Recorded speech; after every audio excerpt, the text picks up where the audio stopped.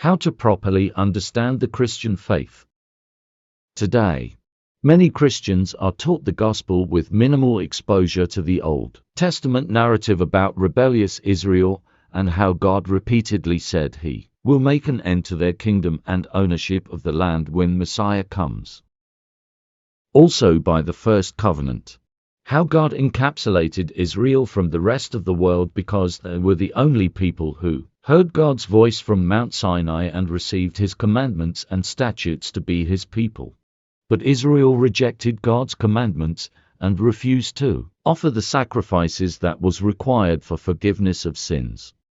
And when God sent prophets to Israel to witness against them, they rejected their message and killed them.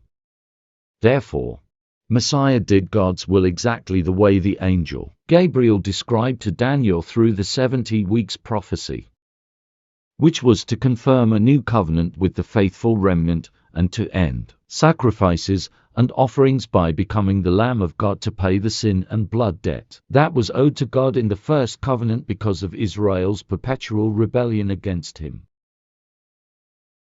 And so through Messiah's death, the rebellious kingdom and the land of the first covenant was made obsolete. When this is properly understood, only then can a Christian know God's will for him.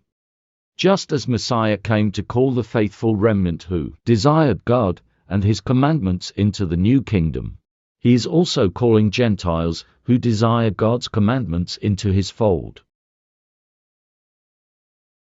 And it is also important for believers to know that as Messiah was the Lamb of God who ended the first covenant, His offering extends to the new covenant for the forgiveness of sins so that believers can freely return to doing God's commandments when they sin. Continue with Part 2.